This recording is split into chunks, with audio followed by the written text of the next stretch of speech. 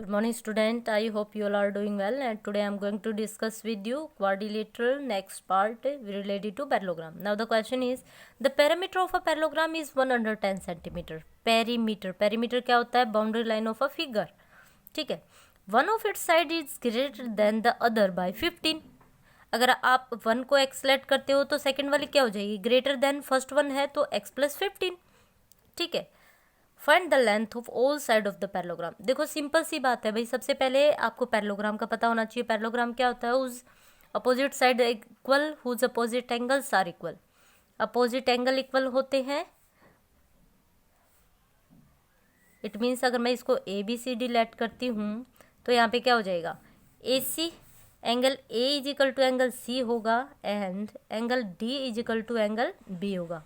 Parallelogram की बात कर रहे हैं. एंड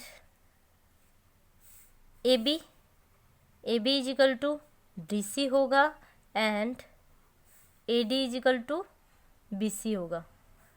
क्यों? क्योंकि A B C D is a parallelogram.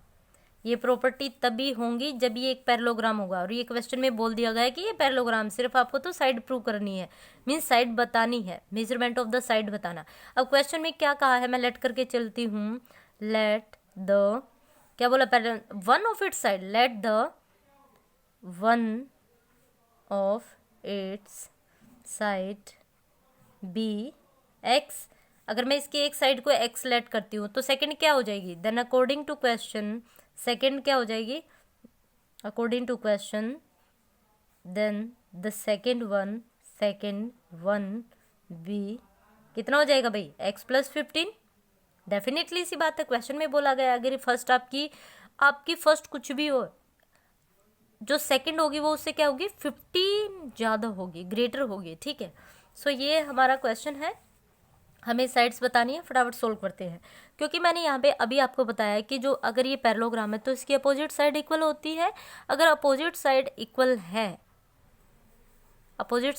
है तो ये क्या होगा? एक पैरेललोग्राम होगा. अब आपको सबसे हिंट जो अच्छी इसमें क्या दी है कि इसका आपको पैरामीटर गिवन है. Parameter of this figure is 110. तो पैरामीटर इक्वल क्या होता है? आप यहाँ पे इसकी प्रॉपर्टी ये लिख भी सकते हो जो मैंने यहाँ पे बताई है. अगर इसको वर्डिंग के फॉर्म में लिखना चाहो तो आप ऐसे लिख सकते हो. Because the opposite side of the parallelogram are equal and side of the parallelogram are. अगर मैं इसको सोल्व करती हूँ तो किस वे में हो जाएगा? अकॉर्डिंग टू क्वेश्चन क्या हो जाएगा भाई? वी हैव गिवन पेरीमीटर कितना है भाई? Perimeter is equal to 110.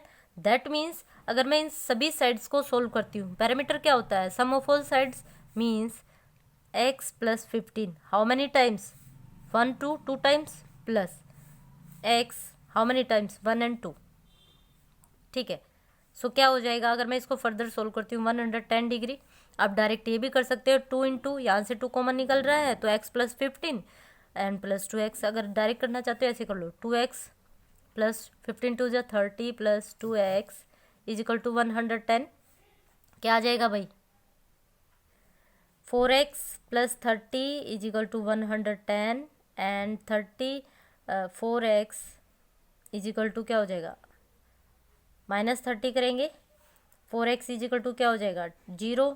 11 minus 3 8. तो x की वैल्यू कितना आ गई भाई? 80/4. 4 1 जा 4 2 जा, दैट इज 20 डिग्री, है ना?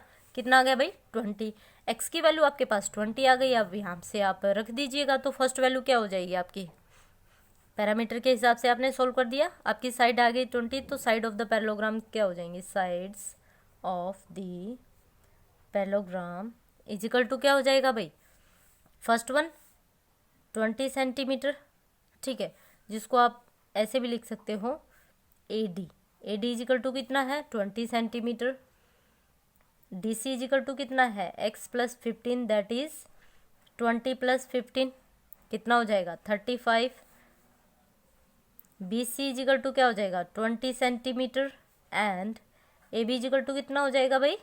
x plus 15 again 20 plus 15 is equal to 35. अब यहाँ पे देख लीजिए आप, बिल्कुल सेम है, अपोजिट साइड सेम है तो ये भी 35, ये भी 35, ये 20 है तो ये भी 20 है। ओके, तो यहाँ पे हमारा क्वेश्चन सोल्व होता है ना। Come to the next question. Next question is the angle between the two altitude of a parallelogram. These are altitude.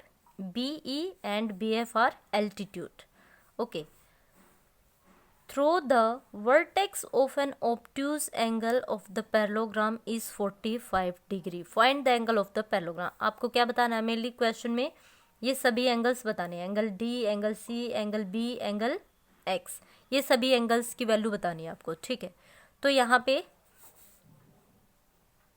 Find क्या करना है?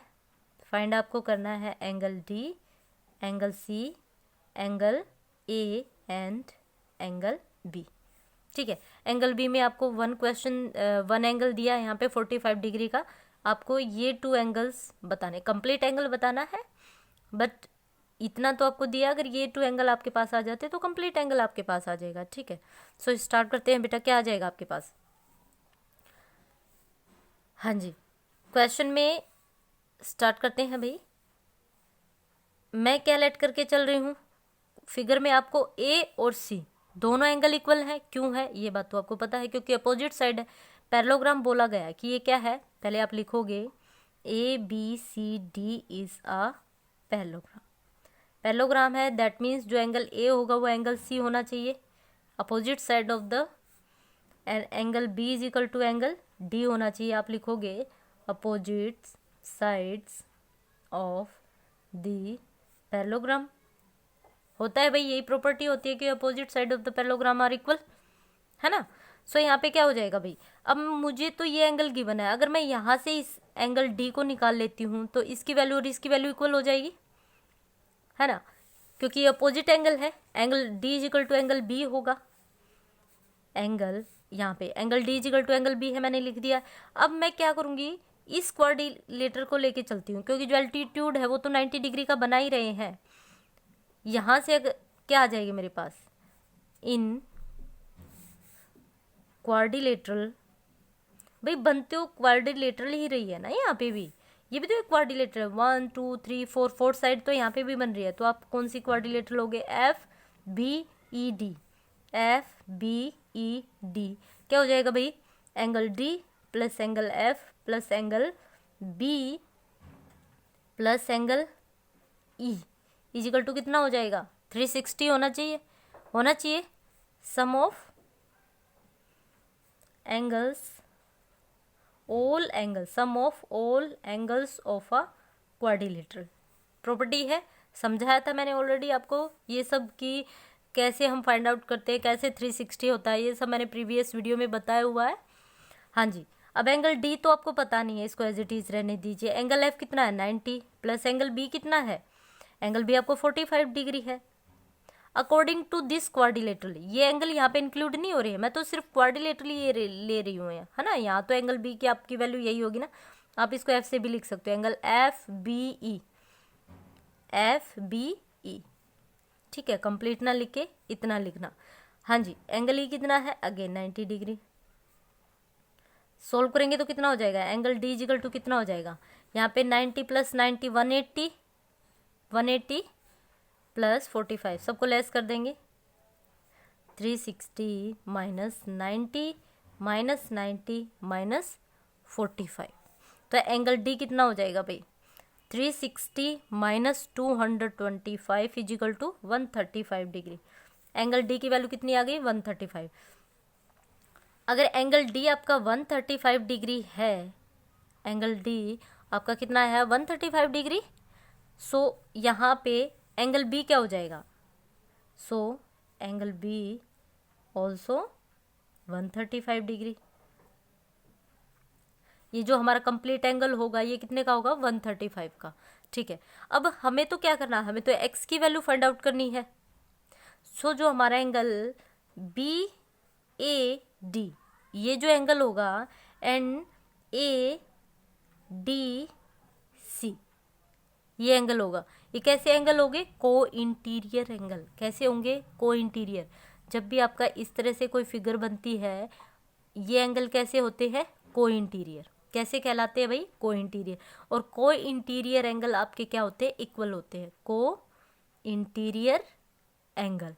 तो आपको ये बात बिल्कुल दिमाग में रखनी है, चाहे सी आपका ऐसे बने, चाहे सी ऐसे बने, चाहे सी इस वे में बने, चाहे ये जो एंगल होते हैं ये कैसे कहलाते हैं? को इंटीरियर। और ये एंगल क्या होते हैं? इक्वल होते हैं। ठीक है, इसी प्रॉपर्टी का यूज करके हमें अपने क्वेश्चन को सॉल्व करना है। सो यहाँ पे आप लिखोगे angle B A D plus angle A D C equal to कितना हो जाएगा भाई? 180 डिग्री। वाई यहाँ पे लिखोगे को इंटीरियर एंगल। ठीक है, और क्यों आएगा? क्योंकि ए बी हमारी है पैरेलल टू डी सी। अब ये नहीं है कि आप को इंटीरियर कहीं पे भी लगा दोगे, कहीं पे भी नहीं लगता, ये सिर्फ पैरेललोग्राम के अंदर लगता है। ठीक है, ये को इंटीरियर एंगल वाली जो प्रॉपर्टी है ये सिर्फ पैरेललोग्राम के अंदर ही लगती है, आप किसी भी क्वाड्रिलेटरल में नहीं लगा सकते को इंटीरियर। ओके, सो उसके लिए पैरेललोग्राम होना जरूरी है, और पैरेललोग्राम तो इन्होंने अपने आप ही बोल दिया कि एक पैरेललोग्राम है। ठीक है, तो यहाँ पे हम ये प्रॉपर्टी यूज कर सकते हैं। फर्दर के लिए आप इस बात को अपने दिमाग में बिल्कुल सेट कर लेना कि को इंटीरियर एंगल क्या होते हैं। हाँ जी, नेक्स्ट क्या हो जाएगा? अब यहाँ से हमने वैल्यू निकाल ली थी डी की। डी की कितनी थी? 130। ये तो हमारा क्या है? एक्स प्लस ये 135 डिग्री गिवन है इज इक्वल टू 180 डिग्री। क्योंकि जो हमारे को इंटीरियर एंगल होते हैं उनका सम क्या होता है? 180। ये तो मैंने बताया नहीं। ठीक है, देखो जो को इंटीरियर एंगल होते हैं उनका सम कितना होता है भाई? 180 डिग्री होता है। को इंटीरियर एंगल का सम कितना होता है? 180 डिग्री होता है।